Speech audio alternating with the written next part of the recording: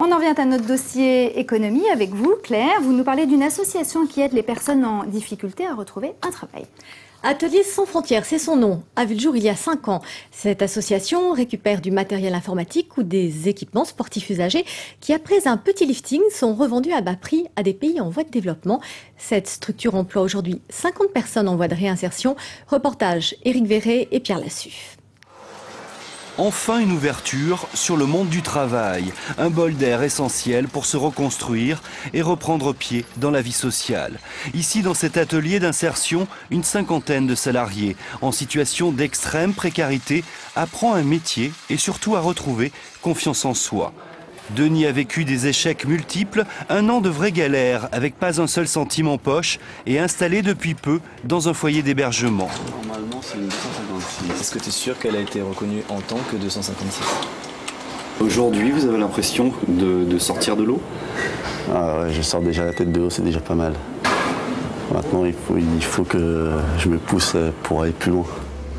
À 23 ans, il ne bénéficie pas du revenu minimum d'insertion et son arrivée dans cet atelier de maintenance informatique a changé sa vie. Il est assidu, il apprend, on fait des tests et ça se passe très bien, donc il n'y a pas de raison pour que la sortie soit pas positive. Denis a rejoint récemment Ateliers sans frontières, une association d'insertion qui reconditionne des ordinateurs et du matériel sportif usés ou obsolètes, vendus ensuite à bas prix dans les pays en voie de développement pour des projets humanitaires. Une personne qui ici est stigmatisée comme étant marginalisée, ayant des difficultés, etc., eh ben, peut donner un coup de main à d'autres, ici en France ou à l'international. Des chantiers en Algérie, au Maroc ou en Roumanie par exemple, une expérience enrichissante au plus proche des autres et qui permet de s'insérer au plus vite dans le monde du travail. De plus en plus dans les entreprises, il faut être dans cette dynamique d'initiative et puis aussi la capacité d'adaptation sont des critères qui me semblent importants moi pour une insertion professionnelle. Denis est sur les rails de l'insertion et il compte bien prendre modèle sur le parcours sans faute d'Abdou Salam. Après avoir connu les mêmes difficultés, puis le chantier d'insertion, ce Mauritanien d'origine a rejoint un autre chantier, un travail dans les travaux publics où il vient de décrocher un CDI. La première chose qui compte pour moi et pour deux autres aussi, c'est avoir un CDI, quoi. La première chose qui compte pour les autres.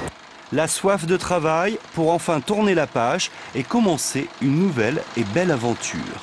Les Claire, quel statut ont les salariés ? Alors, ils signent un contrat d'accompagnement à l'emploi qui les engage pour 6 mois, 3 fois renouvelable. Au bout de 2 ans, ils prennent leur envol.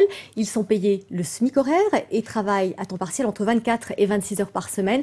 Un salarié gagne en moyenne 900 € bruts, auxquels s'ajoute la prime de retour à l'emploi et le RMI pendant les 3 premiers mois pour les plus de 25 ans. Comment les candidats sont-ils sélectionnés ? Alors, ils ont tous traversé de graves difficultés, surendettement, alcool, drogue, prison ou la rue. L'objectif, c'est de leur redonner confiance, goût de l'effort et une ouverture au monde à travers les missions qu'ils sont susceptibles d'effectuer dans les pays en voie de développement. Parmi ceux qui sont passés par l'association, 60% trouvent un travail dans la logistique, le bâtiment, la manutention ou la maintenance informatique. Et enfin, dernière question, où se procurent-ils le matériel qui le revendent d'ailleurs ?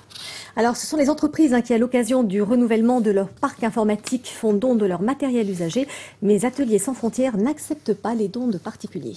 Merci Claire, c'était le dossier du jeudi. En tennis,